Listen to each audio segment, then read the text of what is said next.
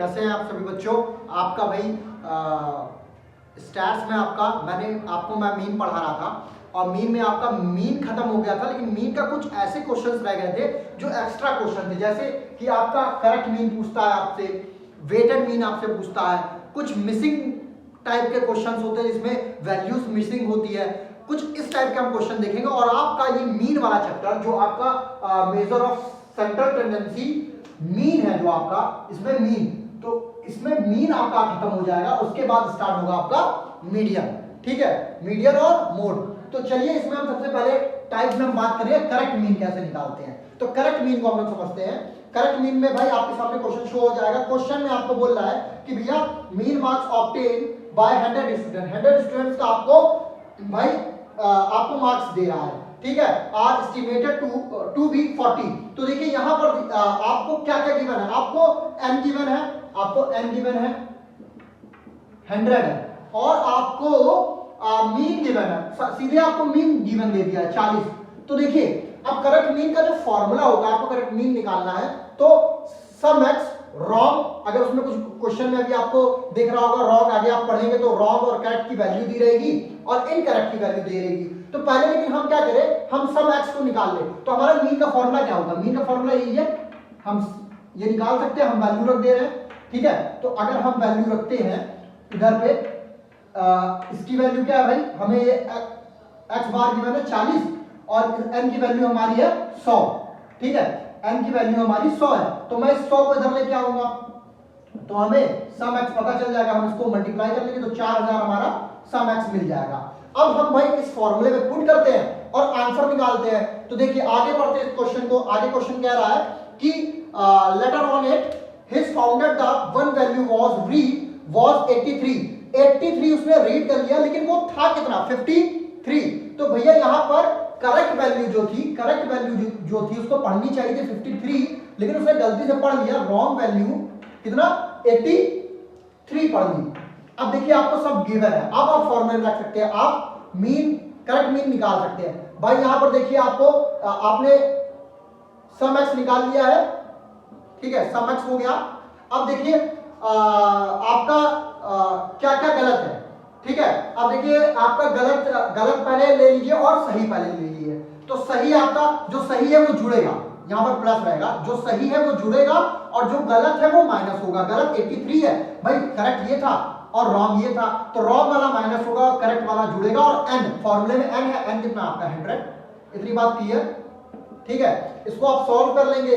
जब आप इसको सॉल्व करेंगे तो भाई इसको ऊपर वाले सॉल्व करेंगे तो आपका आएगा 3970 और अपॉन 100। इसको सॉल्व और कर लीजिए तो आपका 39.7 आंसर आ जाएगा। आई थिंक आपको करेक्ट मीन का मैंने एक क्वेश्चन आपको करके दिखाया है, आई थिंक आपको समझ में आ गया होगा। आपके बुक्स में और क्वेश्चन है, आप उसमें प्रैक्टिस कीजिए। चलिए अब हम लोग मीन में एक और मेथड जान लेते हैं। एक मेथड आपका है भाई फाइंड मिसिंग वैल्यू। आपको वैल्यू मिसिंग वाले क्वेश्चन आ जाएंगे, आपके सामने क्वेश्चन शो हो रहा होगा।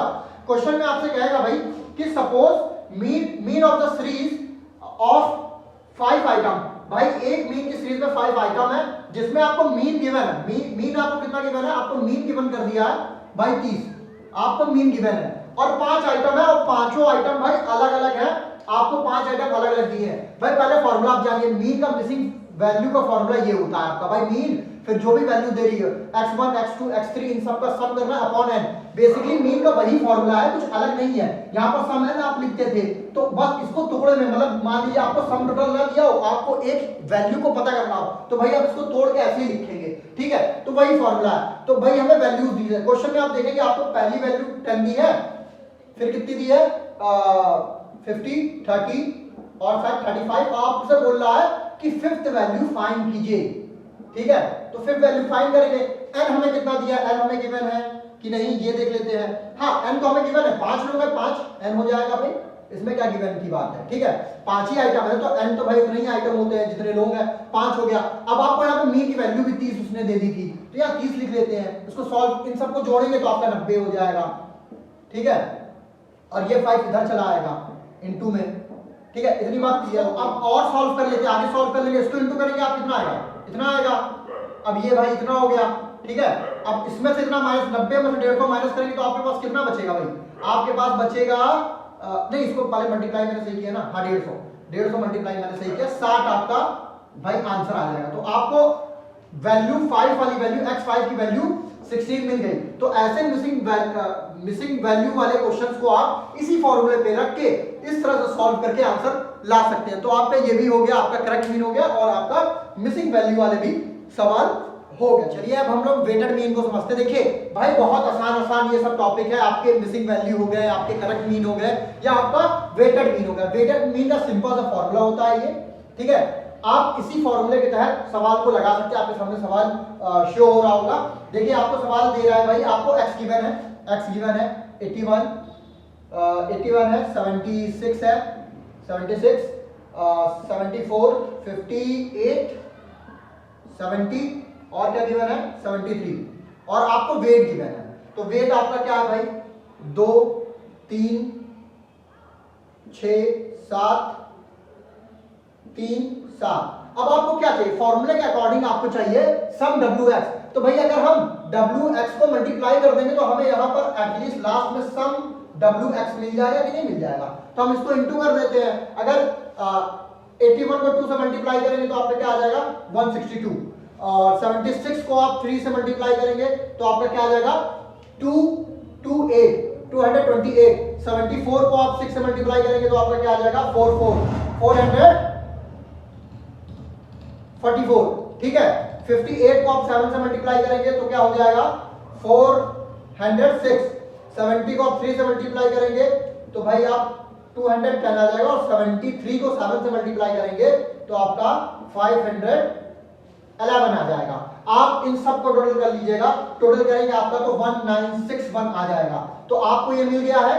अब आपको सम W इस फॉर्म में चाहिए, इसको टोटल कर लीजिए, सम W आपको मिल जाएगा। सम W आप करेंगे तो आपका आ जाएगा 28। अब भाई यहां पर ये आपको पता चल गया, आप वैल्यू रख लीजिए, और आपको सम W भी पता है, इसको रख लीजिए, डिवाइड कर लीजिए, आपका आंसर आ जाएगा। आप डिवाइड करेंगे तो आपका आंसर आ जाएगा भाई 70.04, ये आपका आंसर हो जाएगा। आई थिंक वेटेड मीन आपके लिए बहुत इजी पड़ेगा, एग्जाम में आए तो आप बिल्कुल मत छोड़िए। बस एक फॉर्मूला याद करना है, और जैसा वो डिमांड कर रहा है उसी के अकॉर्डिंग आपको सीरीज बना लेनी है और इस क्वेश्चन को सॉल्व कर देना है। आई थिंक आपको वेटेड मीन भी समझ में आ गया। चलिए अब हम लोग अगला टाइप समझ लेते हैं भाई मीन में। एक मीन आपका और है कंबाइंड मीन, ठीक है। कंबाइंड मीन का भाई फॉर्मूला ये होता है, आपको मीन निकालना 1 2 3, इसमें कई वैल्यूज आपको गिवन होती है इस क्वेश्चन में। तो आपको भाई जो जैसे वैल्यूज गिवन होगी आप वैसे रखते जाएंगे। आपके सामने क्वेश्चन शो हो रहा होगा, ये क्वेश्चन में लिखा है कितने स्टूडेंट है 60 स्टूडेंट है सेक्शन ए में, और उनको जो मार्क्स ऑब्टेन होता है भाई 40 होता है, ठीक है। फिर दूसरे सेक्शन बी में आपके 40 स्टूडेंट 40 स्टूडेंट है, उनको मार्क्स ऑब्टेन होता है 35, ठीक है। Find out the mean, mean पता करने के लिए बोल रहा है उस क्लास का, जो भी आपकी क्लास है। एक क्लास दिया आपका 11 क्लास में सेक्शन ए और सेक्शन बी, तो दोनों का कंबाइंड मीन पूछ रहा है कि भाई सेक्शन ए का भी बता दो, सेक्शन बी का, दोनों का जोड़ के कंबाइंड बता दो। तो भाई जोड़ के बताना है भाई आपसे, चाहे सेक्शन यहाँ पर देखिए 2 ही सेक्शन है, ए और बी। अगर मान लीजिए आपको और भी सेक्शन हो, सी होता, डी होता, तो आप कुछ नहीं करते, फिर आप फॉर्मूले x बार 3 n 3 करके ऐसे बढ़ा लेते फॉर्मूले को। तो चलिए इस सवाल को हम लोग करते हैं। भाई आपको देखिए यहाँ पर n आपको गिवन है, पहला n आपको सेक्शन ए का 60 गिवन है, और वहीं पे x बार आपको गिवन इसका दिया गया है, आपको कितना दिया 40 दिया है पहले का। अब देखिए यहाँ पर क्या है, सेक्शन बी का भी दिया है, n2 का भी दिया है, n2 का आपको 40 स्टूडेंट दिया है, और मीन कितना दिया इसका 35। आई थिंक ये आपको गिवन है। तो आपको क्या करना है, मीन पता करना है, कंबाइंड मीन पता करना है। तो भाई आपका फॉर्मूला पुट कर दीजिए वैल्यूज, ठीक है। तो यहाँ पर देखिएगा, इसको इक्वल टू कर लीजिए। यहां पर देखिए आपका मीन पहला क्या है 60 है, इंटू होगा 40 में, ठीक है। अब क्या है प्लस 40 है, इंटू होगा 35 में। अब नीचे क्या n1 n2 पूछ रहा है, n1 क्या है आपका 60 है और प्लस 35 है। आई थिंक आपको ये समझ में आ गया होगा कि ये मैंने कैसे लिखा है, ठीक है। इसको आप जब सॉल्व करेंगे, जब आप इसको इंटू करेंगे तो आपका ये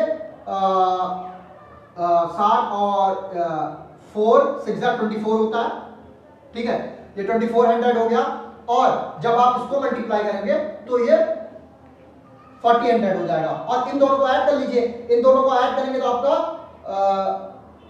यहां पर 35 नहीं होगा, सॉरी, ये आपका n आपका 40 था, ये आपका 100 हो गया, ठीक है, इतनी बात क्लियर हो गई है। जब आप इसको जोड़ेंगे तो 38 हो जाएगा, 3800 हो जाएगा, 100 से आप डिवाइड कर लेंगे तो आपका आंसर आ जाएगा 38। आपका कंबाइंड मीन आपका आंसर निकल आएगा। आई थिंक आपको ये क्लियर हो गया। आज जो भी मीन के अलग टाइप्स होते हैं, जैसे मिसिंग हो, चाहे करेक्ट मीन हो, चाहे कंबाइंड मीन हो और चाहे वेटेड मीन हो, मैंने ये चारों टॉपिक को समझाने का प्रयास किया है। एक एक क्वेश्चन भी लगवाए हैं। आई थिंक आपको समझ में आ गया होगा। अगर वीडियो अच्छी लगी हो तो भाई चैनल को सब्सक्राइब कीजिए, बेल आइकन की घंटी को दबाइए और ज्यादा से ज्यादा लोगों को जोड़िए। तब तक के लिए जय हिंद, जय भारत।